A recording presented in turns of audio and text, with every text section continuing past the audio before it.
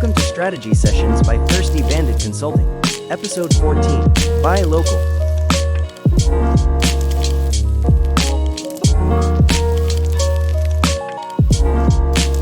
Greetings, everybody.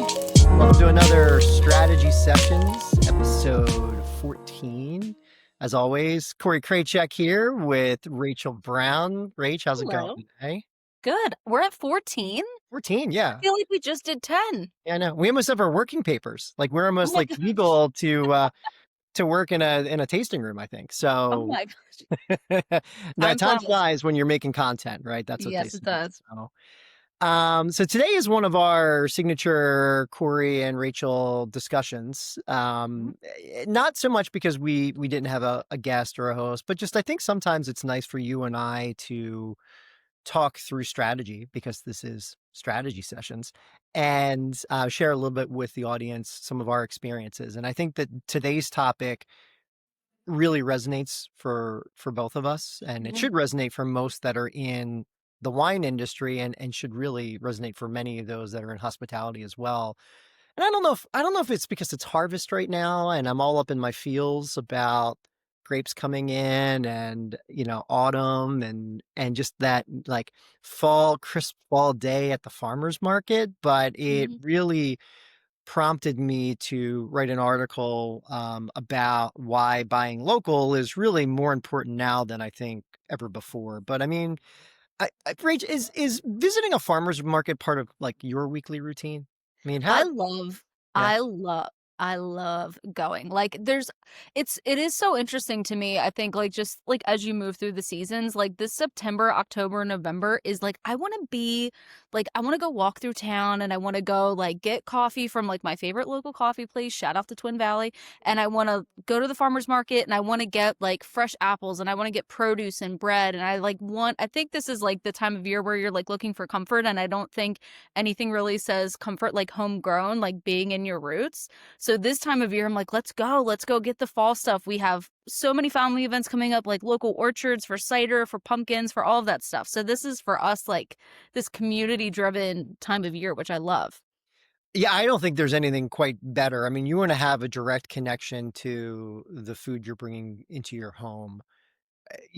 Every vendor at a farmer's market has a story to tell, and you can make that true, authentic connection to the products. And we love it. I mean, we go not just this time of the year, but whenever our schedules allow, right? I mean, we try to basically build our menus for the weekends based upon what we bring back and what's in season from farmers market. And I'll take it one step further. For those of you who don't do this, I mean, so many people now travel and utilize, VRBO or Airbnb, and so they're not staying in a hotel and they have to basically find their own food and they have kitchens that they can use.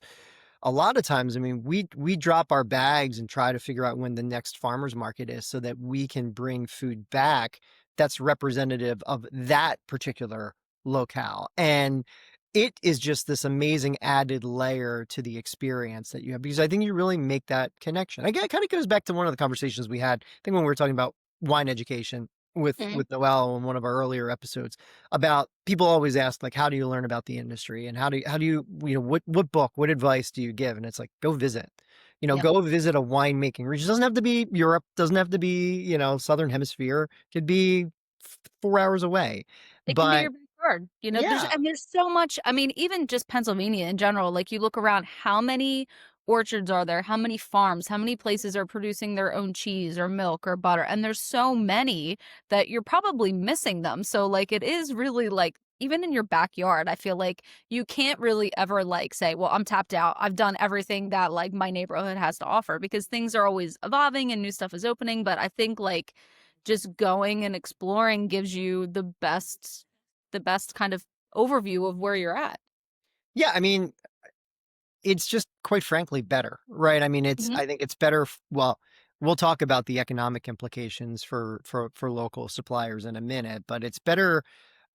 It's more wholesome. It Mhm. there is more to a meal that is a true farm to table meal paired with a local wine than if you go to a restaurant and fine dining and spend several $100s on that experience, or you just go to the grocery store and grab some prepackaged things to just whip up, right? I mean, I just think that there is an extra level of uniqueness and something that's truly kind of special and wholesome about that. And the more that you can do it, the more that it has these precipitous effects in the community. And so it should make you feel better, but it also is making a difference for so many other people, people that you don't even can't even imagine that you're touching by deciding to purchase direct from a producer, a local producer, as opposed to going to a big box store or shopping other ways. Well, it's so cool to be able to go to someone's tent or table, ask them questions, talk about it, and like and then their passion is always like it's so enthusiastic. It's hard not to want to support, right? Like cuz you can see the Mhm. passion in their work. It makes me feel good knowing that I'm giving somebody my money that's like put their blood, sweat and tears into this and loves it so much and then to come back and I think we're all, in our own ways, entrepreneurs with different things that we do. So why not support? Because the day may come where you yourself are looking for support and to have people come out and just kind of bolster you. But I love going and listen to people talk about like what they're doing, what makes them excited. And it's like, yeah, give me everything. I'll be here every week. Like I love that. I think it's just so cool because I think too, this kind of goes back to again some of the other things that we've been talking about that I think as we as humans we love storytelling.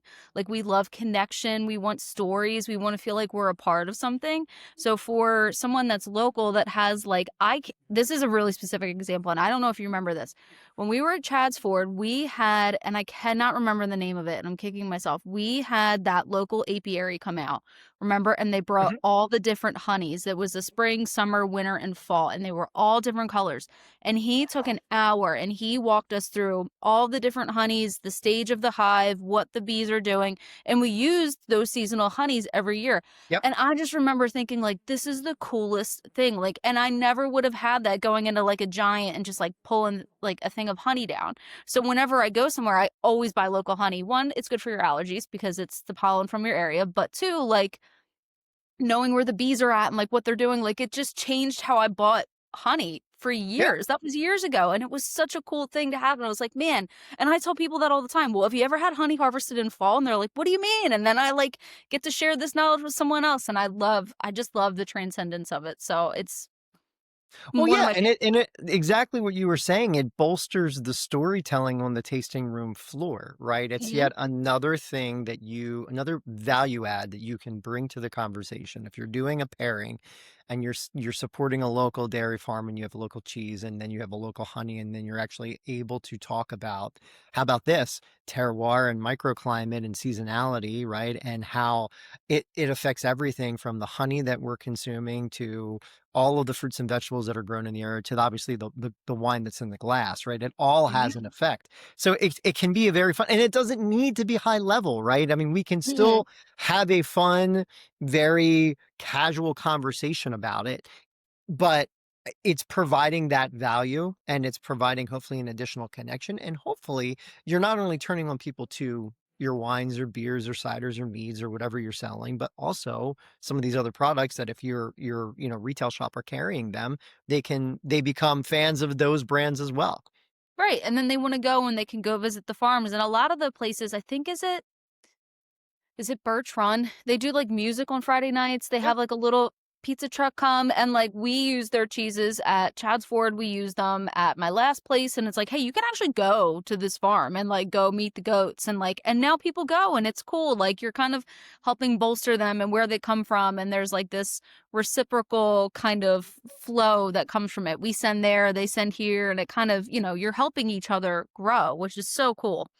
Yeah, love shout out to Birch Runville, man. Yeah, Stu Miller they is the make best out there. I good mean, cheese, man. they maybe for another episode, we could do Do a some little cheese wine cheese and cheese. tastings, yeah. That's fine with Selfishly, me. Selfishly, I mean, they haven't equipped the podcast with smell-o-vision or taste-o-vision or anything like that yet, but, they can live vicariously through our samples, but, yeah, I mean, I wanna talk about the wine piece for a minute Sure. because this sticks in our craw, and we did that podcast when challenging the status quo.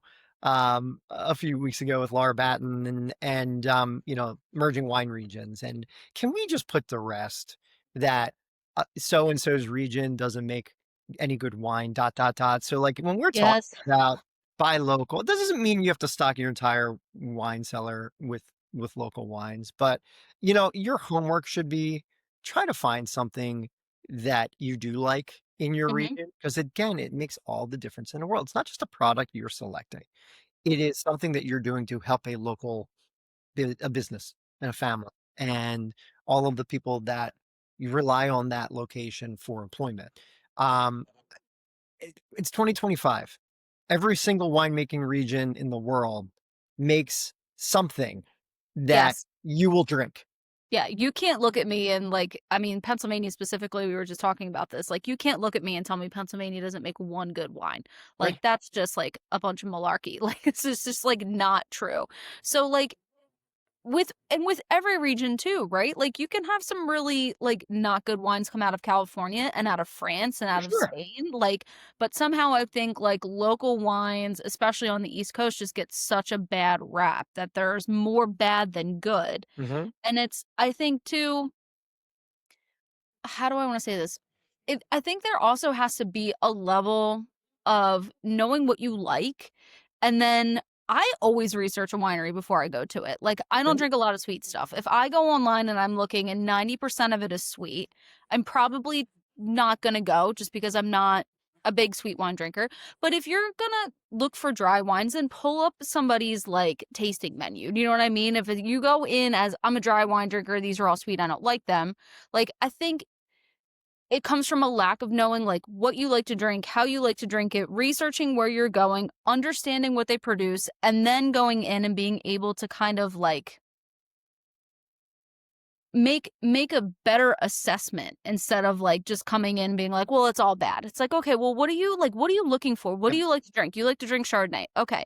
And if you're still not sure, then you can always call and say, "Hey, I drink this. What do you recommend?" And we had so many people come and do that, but I think, like, you either go in looking for a fight or you go in already being like, "I'm gonna hate this." And it's like, well, there's good stuff. You just have to be open, like, open to it It's not gonna kill you, you know? Just go in and have a conversation and speak freely to the tasting room associate because they're and not ask always questions. right.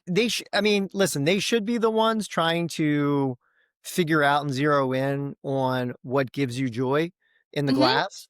But if they're not, that doesn't mean that you can't guide them. Right. And So, I mean, and that's always a challenge. And this goes back to the conundrum that tasting rooms have when you talk about flight programs versus a choose your own, you know, versus a, you know, free for all. Right. I mhm. mean, I definitely don't advise the, you know, we make 15 wines, you can sample everything. But No. I do think that giving people the opportunity to make mistakes within their initial wine selections and resolving those based upon their reactions to those wines is a very important piece of that. And sometimes if you're Yeah. limiting a consumer to 3 2-ounce pours, you're really shutting off a massive piece of the portfolio that they Mhm. may prefer more than what they think they preferred when they ordered that flight. I feel like my job, like, if I'm in a tasting room and you came in and you sat down and we did a flight and you're like, "They're okay, it's just not what I like." My singular mission now at this point is to figure out what you like and can I find it for you? Maybe we try this. And I think that there has to be some wiggle room in the rules, I guess, for that. Like, Yeah. I just really want people to come into my tasting room and feel like they've enjoyed something, they found something, and even if it's not their favorite wine in the world, then I want them to remember that there was a staff there that went, like, out of their way to the nth degree to Mhm. find something that resonated with them. Yeah. So, like, maybe the wines are like, "They're good, it's not my favorite wine." Okay, fine. But the service is top tier. It's unparalleled. They took the time. They really made me feel at home. They let me ask questions, and I think that too is something that can transcend, and I think what you find, especially in a lot of local tasting rooms because, especially again on the East Coast, people come in looking for California cab and nothing Mhm. else. So you're kind of already, like, armed for that. So then, like, let's have the dialogue and go back and forth and let me help you, like, see this region and see us and what we do. Yeah. Yeah, it's kind of like I was thinking as you were talking through that, and again, some of this onus should go on to the consumer, right? I mean, Mhm, it's be keeping your mind open and not assuming that you're going to be wowed at first taste on any specific wine, right? Think mhm. about like maybe you're going shopping and you have to buy a new pair of pants. Like, I have a 15-year-old son that basically grows an extra inch or two like every 3 weeks, right? So like when we have a formal occasion or something, we go out shopping and we cannot come home without a pair of pants because otherwise he's just going to the event without pants on and that's not an option, right? So Or Nathan. right. So think about that when you go into a tasting room and you're trying to figure out if there's something there that you like, okay? Mhm, You don't have any pants on, but you gotta leave there with pants, okay? And mhm. I'm not even saying you've gotta leave there with pants that you're gonna wear every day for the rest of your life. They don't Sure. need to be your favorite pants. They just need to be serviceable pants, right? Yes, they need to And be comfortable. wearable pants, right? So, um, you know, work with the tasting room associate. Mhm, Work with the wine captain, work with the som, work with the bartender, and if it's not something that you particularly enjoy, it is okay to mhm. say, "This really isn't my speed." You're not hurting them, you're hurting the business more By if you not saying don't anything. share the information, Yes. and then you double down on that by if you don't share the information and then review or comment about it after the fact, that you're just compounding the issue, unfortunately. Well, I think this too goes back to all of the stuff that we talked about with, like, the crushable one was that, like, you have to speak up. Like, you can't hurt my feelings. Like, if the wine is genuinely bad, that's a separate conversation, but if you're like, "I don't like it, I just don't think it's for me." That's okay. So then let's move on. Like, let's try to find the next thing, right? Like, we're gonna piecemeal until we find the wine, we find the thing that, like, you would wanna take home and have in your wine fridge or share with your friends and family, but I think people are so afraid to speak up and be like, well, one, I think they're afraid to ask questions because again, this goes into that like really this is my soapbox. Like you've really opened a can of worms on this for me. So I apologize. But like I think, You're wine mixing is metaphors and everything, right? You everything. I mean, like but I think for outside, sometimes wine is so unapproachable. So my goal is to make it approachable. So like if they're afraid to ask questions, they're never gonna be able to find that wine. And again, to your point, like go leave a review and it's like, if you would have just asked, like, right.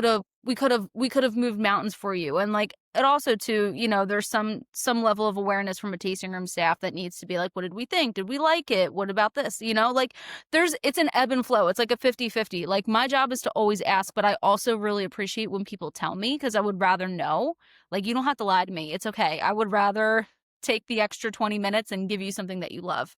Yeah. I mean, there's this degree of vulnerability on both parties, right? And Mhm, I think it's stronger with the customer because of that perceived wall of knowledge that could mhm. seem insurmountable for them. Yeah, However, it is important for the employee to understand that there's a vulnerability there and mhm, be accommodating and welcoming and approachable in their delivery. And again, that is not always done. And preface this whole part of this conversation with the fact that your tasting room, your bartender, your som should be approaching you that way so you feel mhm. comfortable in having an open conversation. And that's unfortunately not always the case, but it's going to ruin the experience for you. If they're not forthcoming with that and you're not willing to share what you like and don't like, it's going to really limit your ability to find something that you Yeah, you're at a absolutely stalemate. It's like, right. okay, I can't make you talk to me, and I can't keep bothering you because it's gonna ruin your experience. It's honestly like a waltz. Like there's give and take. Like I Mhm, have to ask, you have to give. Like we have to kind of find this flow together. And this goes back all the way to the beginning when you're talking about hiring tasting room staff and like what people need to do. They need to be able to read a table, and you need to be able to adapt and adjust. And like you have that hospitality gene that's like, let me go on my way, let me ask. Like there has to be that kind of like diamond in the rough quality that people have that they can take a tasting and they can really make it special and kind of go out of their way. But you need to hire the right people that can do that, that mhm. can do the dance and have the conversation and ask the questions and make recommendations. This is like a big kind of like circular, like cyclical motion. This is so we're never Well, gonna end this yeah, I was podcast. gonna say, well, let's shift gears and look Yeah. at it through a slightly different lens now, because the topic really today is buying local, supporting local, but not just local wine, right? I mean, again, we Mhm. talked about the artisans, whether it's food artisans or crafts or other things that can complement an experience or add an additional story or have some value or worth to yourself after you purchase it. It makes you feel good. It helps the local community. But let's talk about the strengthening of the communities and the economic impact and put it Sure. within the context of a Fortune 500, like multi-billion dollar company like Starbucks, right? I mean, there was an article that came out this past month in Fast Company that highlighted the CEO, Brian Nichols, attention to what's wrong with the current customer experience within Starbucks, coffee shops, and their desire to bring it back to this community hub or this third place that, this terminology where it's not your home, it's not your work, it's this place where you feel comfortable and at ease that you can come back to again and again and be around people and have that sense of community. And buying local and supporting local, I mean, I don't think there's anything else in the world that strengthens the feel of community more than that, right? And I think it's that feeling you get at the farmer's market on that crisp Mhm. fall day, right? Where you look around and I mean, you ever see anybody miserable at a farmer's market? Like, I No. rarely see Literally, no, a never. frown, right, at a No. farmer's market, right? No, you're talking to people, you're sampling cheese and honey and fruit, and, like, you're walking around and you're talking to people, and it's just like, "Man, this is it, right? Like, this is the point." Yeah. It's the best feeling, truly. Yep. So, and that's the piece that I have gotten hung up on with the Starbucks model. Like, you can reimagine a tasting room, a coffee shop, a bar to make it feel homey and welcoming, right? And you can invest in the lighting and the music and the Sharpie markers for people's names, but Sure. if you're not doing sort of some of the brass tacks work from a community build side. If you're not opening up the space for local business, Mhm. or you're not really looking at are there suppliers within this market that we can swap out? And I get it. You're dealing with the different economics, right? Sure. P&Ls, your margins, everything is different when you're at that scale and you're publicly traded and you've got investors and a board and all of that is a lot different. But if this strategy and mission is fully adopted, right, Mhm. by the CEO, the board he reports to, all the way down the line, to me, that everything else kind of falls into place if you get the community built piece right. Right. Rather than try to build a place that can create a community, think about how you can build the community and the space will sort of follow. Almost like reverse engineer it. And again, I go back to our experiences, and then I also want to call out, we've been promoting quite a bit through some of our channels, the work that we're doing on this wine bar concept called proximity, which is really meant to be a take on a modern Enoteca, where we're looking to source from 100-mile radius. And that's not just inclusive of the wines that would be in the glass or the beer or cocktails. I mean, it's also inclusive of all of the other elements that would support that business so that it's a true representation of community. And when you think about just the sheer volume that Starbucks does, I mean, you could literally make, you know, people's livelihoods if they were identified as a local supplier, Yep. right? You have the ability to change someone's entire existence, Right. right? Like, you bring in a baked good, you bring in a jam or a honey or something, the cheese for the cheese Danish is done locally, like, you have the ability to catapult that entire business for the foreseeable future. Yes. That's a lot of power. Like, and then also in my brain, I'm kinda like, "Well, why not use it? Like, don't you want to enable and bolster and help? Like, why not for me, I feel like that would be fun to give someone that space. Mhm. And there's been there have been obviously many scalable large businesses that have taken on this model. When you're talking about fast casual, I think like Sweet Greens comes to mind. They do a lot with trying to support local farmers. Heck, even you laugh. I mean, even like Five Guys, Yeah. you know, with peanuts, will say where they're being sourced from and how they're supporting. Now, granted, you know, they're getting like Idaho peanuts and you know in a Philadelphia burger shop, but efforts made to basically show some transparency on the supplier side and identify as local as you possibly can go, I think goes such a long way with a real tangible community build Yeah. that then is just reinforced by the aesthetic and the vibe of a space. Definitely. I mean, even think about too, like, all the programming that we've done. Do you know how many people have asked, "Is it local, and where can I get it?" Right. Almost after every tasting, if it's on the shelf, if we're talking about stuff, "Oh, is this a local brand?" Mhm. And it's like, "Yep." Mhm.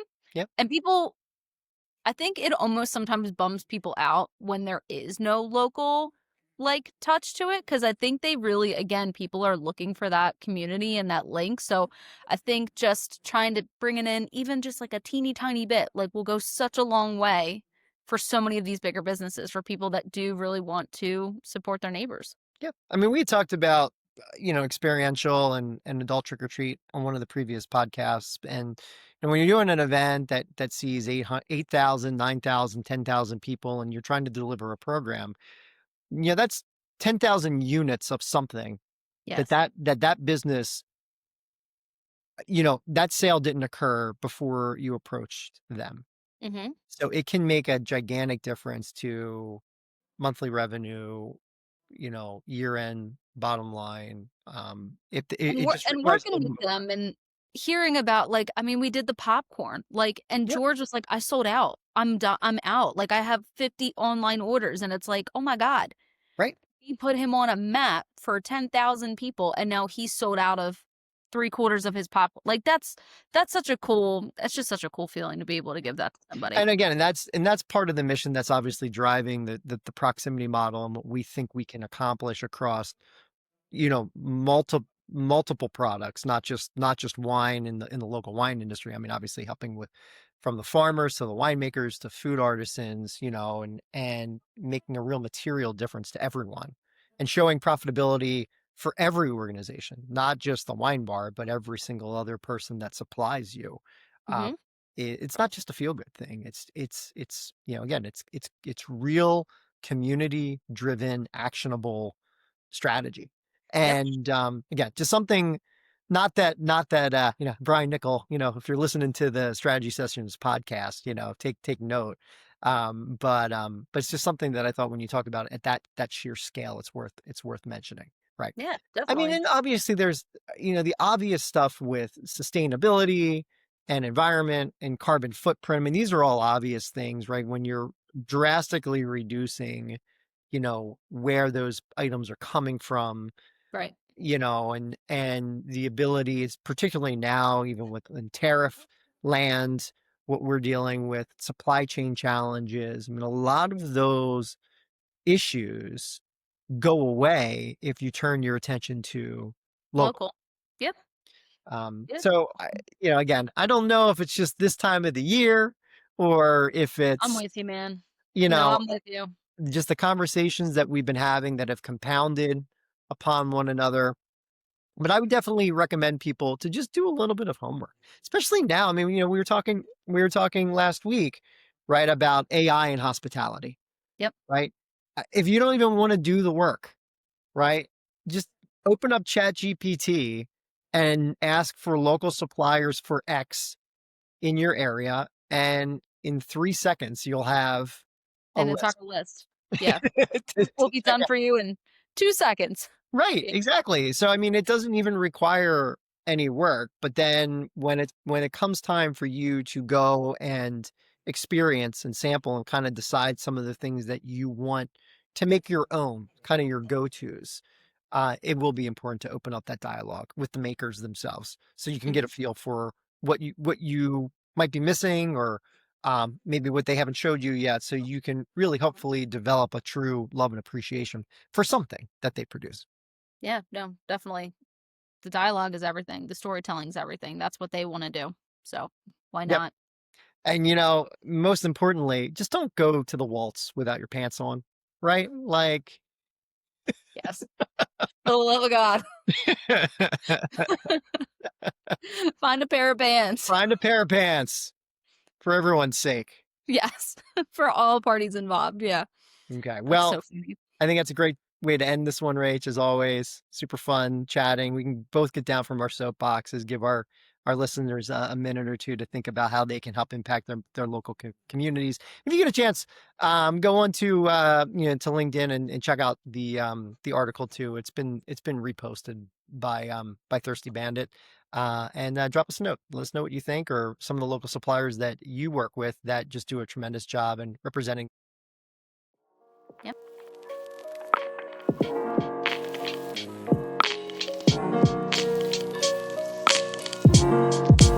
Thank you for joining us for this episode of Strategy Sessions. Don't forget to comment, like, follow, and subscribe to our YouTube channel at Thirsty Bandit Co.